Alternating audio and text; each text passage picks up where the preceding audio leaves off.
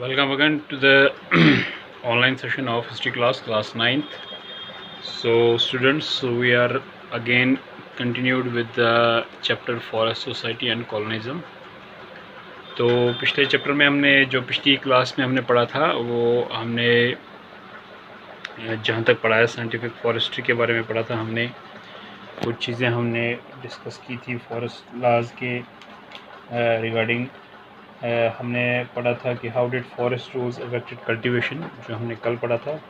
तो अब हमारे पास जो नया टॉपिक है हु कुड हंट।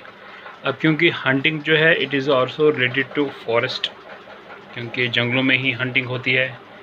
तो जब फॉरेस्ट लॉज लाए गए तो हंटिंग पे भी असर पड़ेगा, क्योंकि हमारे पास हमारे कंट्री में या कहीं भी जो है कुछ ट्राइबल्स जो हैं जो जंगलों में ही रहते हैं, उनका पूरा जो ये खाना पीना है वो हंटिंग पे ही डिपेंड है। वो अपनी ज़िंदगी बसर करते हैं हंटिंग पे ही। तो हंटिंग उनका एक कस्टमरी है। कस्टमरी मतलब कि ये उनकी रोज़मर्रा की ज़िंदगी का हिस्सा है। ये कोई अपने शौक़ के लिए नहीं करते हैं, सिर्फ अपनी ज़रूरतों को पूरा करने के लिए ये हंटिंग करते हैं। तो आज इसी के तहत हम पढ़ेंगे who could hunt. So various tribals were dependent on hunting. New forest laws affected the lives of forest dwellers. Dwellers होते हैं वो लोग जो जंगलों में रहते हैं।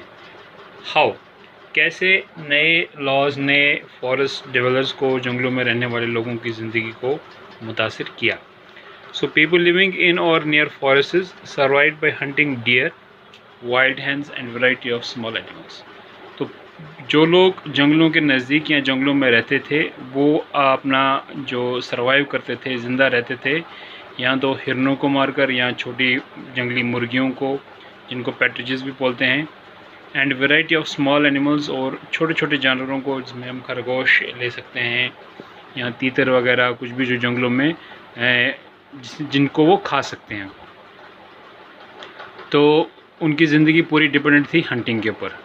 तो but under new laws their customary practice was prohibited. लेकिन जो नए कानून बनाए गए, नए कानून में क्या कहा गया कि भाई आप हंटिंग नहीं कर सकते हो, आप जानवरों को नहीं मार सकते हो।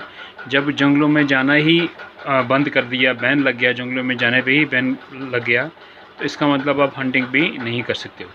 If they caught hunting they were punished. अगर किसी को भी हंटिंग, शिकार करते हुए पकड़ा जाता था तो उसको फिर सज़ा भी मिलती थी। तो इस तरीके से ये होता था। इस तरीके से जो हंटिंग थी वो नए जो जंगलों के कानून आए, फॉरेस्ट लॉज आए, उस तरीके से जो ये हंटिंग है, ये हंटिंग मुतासिर हुई।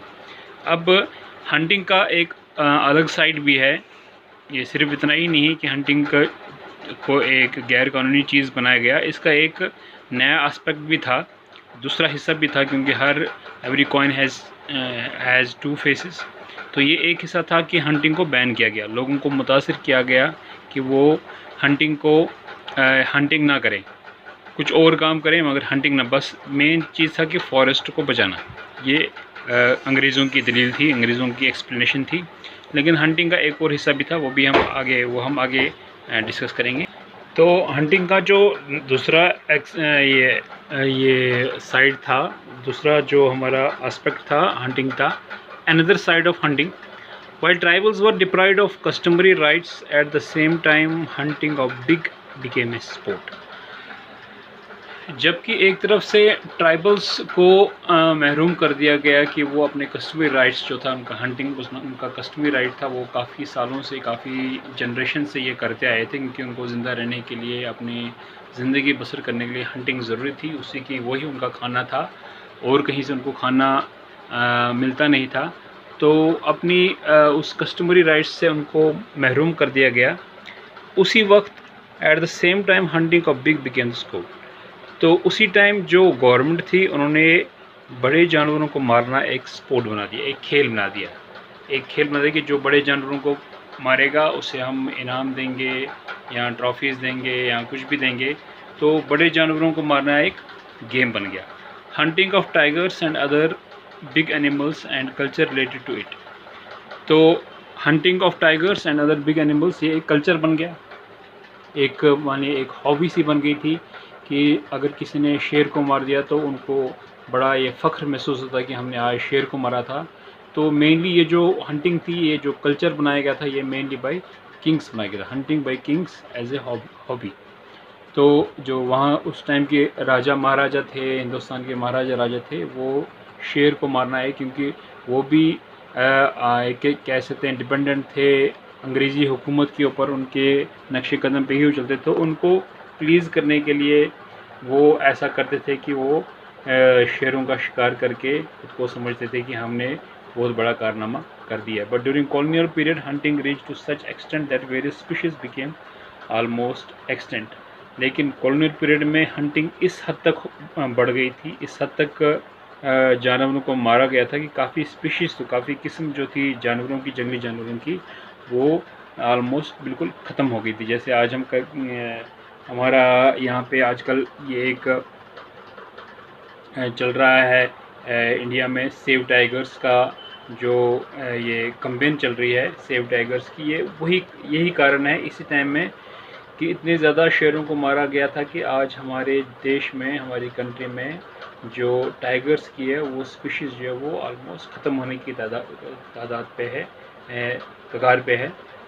तो मतलब उस टाइम पे अगर 1 लाख टाइगर्स थे, आज हमारे कंट्री में सिर्फ कुछ हज़ार, 3 की 4,000 टाइगर्स रह गए हैं। इट इज़ बिकॉज ऑफ कि हंटिंग की वजह से इतने शेर मारे गए थे।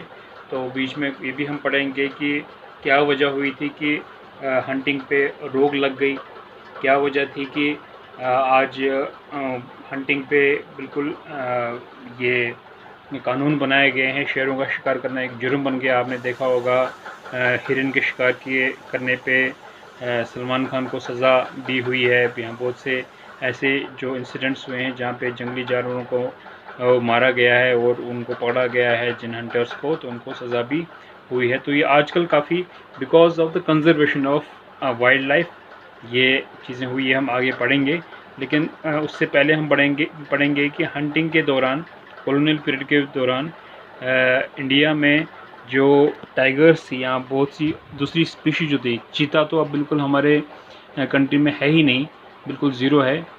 लेपर्ड्स हैं, चीता बिल्कुल नहीं है। तो यही वजह है कि कॉलोनियल रोड में अंधाधुंध हंटिंग हुई है। लोग अपने शौक के लिए एक दिन में 5-5, 6-6 टाइगर्स को मार देते थे। उससे ज़्यादा भी मार सकते थे क्योंकि ये उनका शौक़ था। तो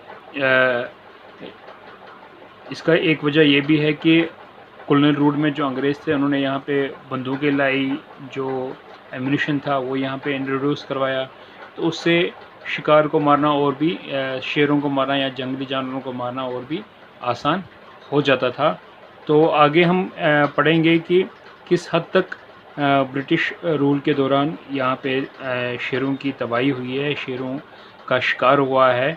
तो वो देखकर आप भी चौंक जाएंगे कि क्या वाकई इतने शेर इंडिया में थे और किस हद तक यहाँ पे शेरों का अपने फ़ायदे के लिए, अपने शौक़ पूरा करने के लिए उनका कत्लेआम हुआ है। ये भी हम इस पढ़ेंगे, जो मोस्ट प्रोबेबली नेक्स्ट क्लास में, जो आज ही में जो नेक्स्ट क्लास आएगी उसमें हम ये पढ़ेंगे। Thanks for today.